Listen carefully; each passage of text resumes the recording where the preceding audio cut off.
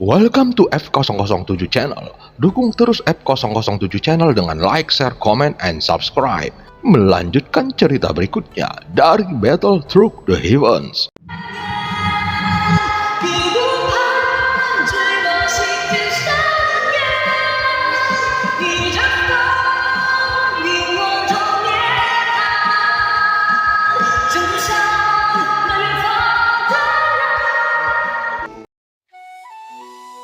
Pada part sebelumnya, kembalinya Xiaoyan membangkitkan kembali semangat pasukan Senshi yang sempat runtuh.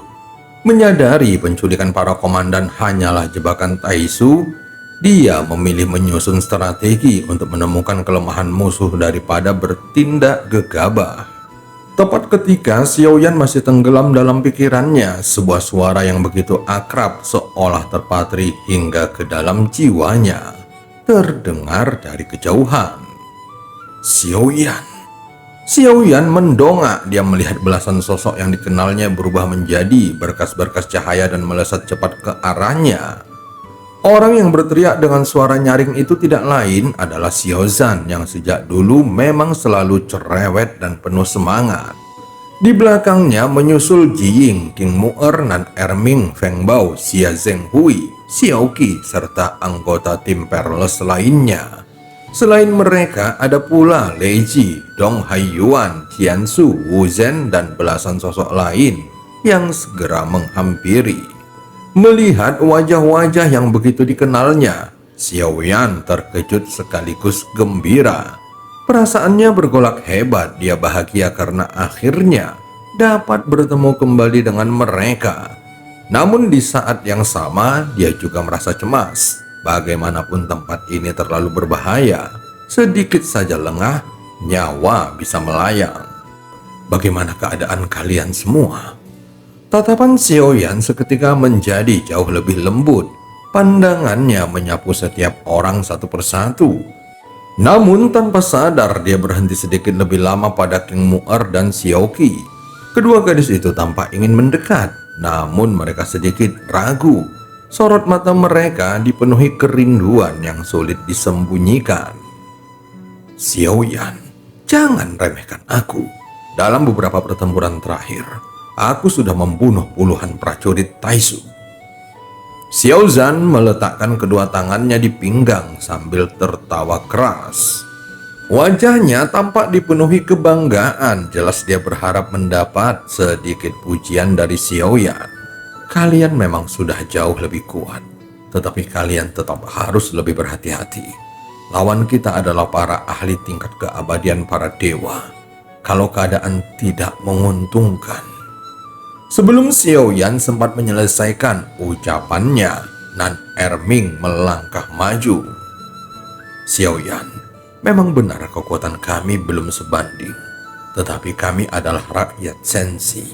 Bagaimana mungkin kami bersembunyi hanya karena diri kami lemah? Walaupun hanya sebutir pasir, tetap memiliki nilainya sendiri. Nan Erming memahami kekhawatiran Xiaoyan.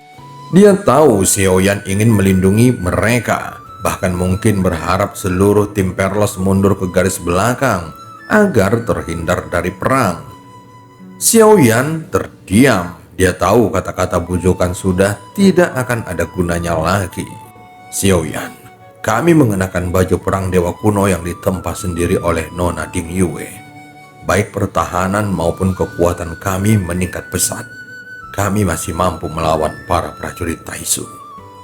Kalau kami bertarung bersama, kekuatan kami akan jauh lebih besar. Jangan mengkhawatirkan kami. Demi melindungi Senshi, kami rela mempertaruhkan hidup. Kali ini yang berbicara adalah Feng Bao. Dia sama sekali tidak ingin mundur. Dia ingin terus ikut bertempur.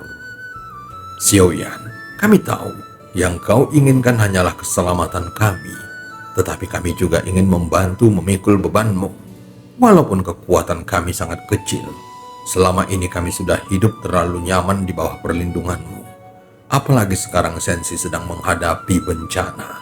Bagaimana mungkin kami justru bersembunyi di belakang dan membiarkan orang lain mengorbankan nyawa demi melindungi kami? Nan Erming memperlihatkan senyum pahit, namun kata-kata itu mewakili isi hati seluruh tim Perles. Mendengar kata-katanya, Xiao Yan mengangguk perlahan. Aku mengerti, kita semua adalah bagian dari Sensi. Ketika perang besar telah tiba, setiap orang memiliki tanggung jawabnya masing-masing. Setelah melalui begitu banyak kehidupan dan kematian, Xiao Yan akhirnya menyadari terlalu ingin melindungi seseorang justru bukanlah pilihan yang benar. Yang harus dia lakukan adalah menghormati pilihan mereka.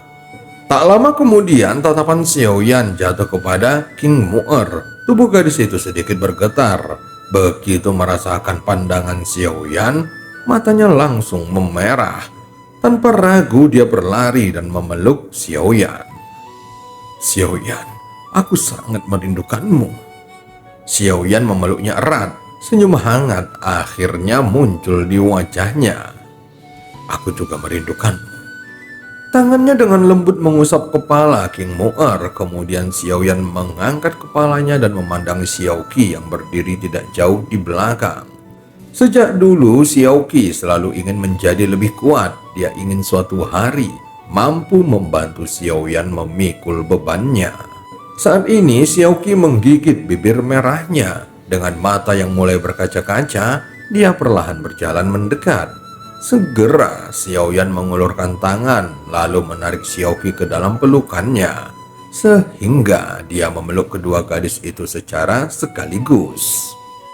Melihat pemandangan tersebut, mata semua orang ikut memerah. Mereka telah melewati begitu banyak perang berdarah.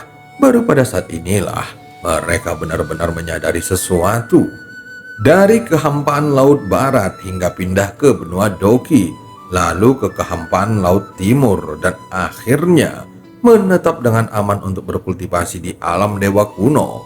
Semua kedamaian yang mereka nikmati sebenarnya diperoleh karena Xiao Yan dan para ahli lainnya terus berjalan di garis depan mempertaruhkan nyawa demi melindungi mereka. Saat ini semua orang dipenuhi berbagai macam perasaan, terlebih lagi mengingat ketiga komandan dewa telah ditangkap. Hati mereka semakin berat karena selama 10 hari ketika Xiao Yan tidak berada di Sensi, ketiga komandan dewa telah banyak membimbing dan menjaga mereka. Kini mengetahui mereka jatuh ke tangan Taisu, tak seorang pun yang mampu menyembunyikan kesedihannya. Kalian boleh tetap tinggal, tetapi kalian harus sangat berhati-hati. Jangan bertindak gegabah. Lakukan segala sesuatu dengan tenang dan penuh perhitungan. Di dalam hati, Xiao Yan masih merasa gelisah. Dia benar-benar tidak tenang. Namun jika sekarang dia memaksa mereka mundur ke alam dewa kuno, itu juga bukanlah keputusan yang tepat. Tim Perles, kutitipkan mereka kepada 4 senior. Xiao Yan memandang Dong Haiyuan, Lei Li, Jiansu, dan Wu Zhen. Bagaimanapun kekuatan keempat orang itu masih jauh lebih tinggi dibanding anggota tim Perles. Tenang saja, kami tidak akan memaksa mereka berada di garis depan. Kami akan memastikan keselamatan mereka. Kami tahu kapan harus maju dan kapan harus mundur. Kami juga tahu kapan harus menyerang dan kapan harus bertahan. Lei Ji mengangguk sambil tersenyum. Kalian semua berkembang begitu cepat. Xiao Yan tersenyum tipis. Senior Lei Ji, senior Dong Haiyuan. Dia melepaskan pelukannya dari King Mu'er dan Xiao Qi lalu menggenggam kedua tangan sebagai penghormatan. Walaupun sekarang kekuatannya telah jauh melampaui mereka, dia tidak akan pernah melupakan bantuan yang pernah mereka berikan kepadanya. Bocah nakal, kau sengaja mengejek kami ya? Tentu saja kami tidak mungkin bisa dibandingkan dengan monster sepertimu. Dong Haiyuan berkata sambil mendengus kesal. Xiao Yan kemudian menoleh kepada 2 orang lainnya. Senior Jiansu, senior Wu Zhen, sudah lama kita tidak bertemu. Dia kembali memberi hormat dengan penuh rasa hormat. Benar, dalam sekejap mata, kau sudah tumbuh hingga mencapai tingkat yang begitu mengerikan. Kami semua telah jauh tertinggal. Dulu aku merasa sudah berkultivasi dengan sangat keras. Aku juga menganggap diriku cukup kuat. Tetapi ternyata semuanya tergantung dibandingkan dengan siapa.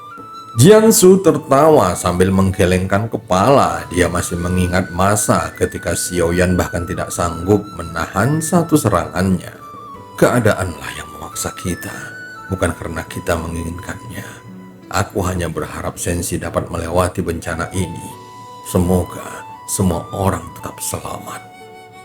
Xiaoyan tersenyum setelah mengatakannya. Kini Yang Mulia telah kembali. Apalagi yang perlu ditakuti dari gerombolan Taisu itu?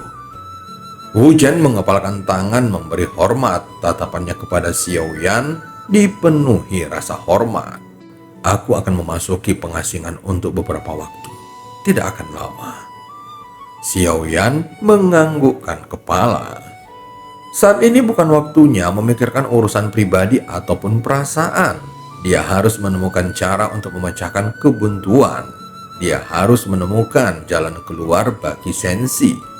Semua orang segera mengangguk. Mereka pun satu persatu memberi hormat kepada Xiaoyan sebelum pergi. Xiaoyan lalu tersenyum memandang King Mo'er dan Xiaoqi. Kalian berdua lain kali harus datang lebih dulu mencariku. Kalau tidak, aku benar-benar akan marah. Keduanya tersenyum mendengar candaan itu. Tak lama kemudian Xiaoyan membuka sebuah ruang kecil di dalam kehampaan. Dia duduk bersila di dalamnya. Sekarang ada dua hal yang harus segera dia lakukan. Pertama, mencoba menghubungi Sukyantai. Kedua, menyempurnakan pil yin yang ibu dan anak. Jika nanti dia benar-benar harus bertempur, dia harus menyiapkan jalan mundur. Dia tidak boleh mempertaruhkan segalanya hanya pada satu kesempatan. Xiaoyan bukanlah pengecut. Dia juga tidak takut mati. Namun di belakangnya masih ada begitu banyak orang yang bergantung kepadanya. Oleh karena itu, dia harus bertindak dengan sangat hati-hati. Buku giok yang telah kehilangan cahayanya kembali muncul di telapak tangan Xiaoyan. Nomor 1 sebelumnya telah mengatakan bahwa sebelum perang antara Sensi dan Taisu berakhir, pertemuan Dewa Kekacauan tidak akan dibuka lagi. Xiaoyan tidak tahu apakah dia masih bisa menghubungi nomor 1, namun dia tetap mencoba mengirimkan pesan menggunakan kekuatan jiwanya. Beberapa saat berlalu, namun tidak ada sedikit pun jawaban. Jadi benar-benar sudah tidak bisa digunakan lagi. Gumam Xiaoyan pelan, seolah-olah seluruh wilayah Dewa Kekacauan tidak pernah benar-benar ada. Semua hubungannya telah benar-benar terputus.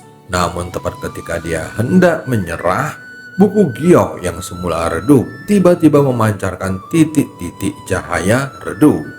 Tak lama kemudian sebuah suara terdengar dari dalamnya. Untuk saat ini, pertemuan memang tidak bisa dibuka kembali. Tetapi jika kau memiliki informasi penting, aku masih bisa membantumu menyampaikannya. Mendengar suara itu, mata Xiaoyan langsung berbinar.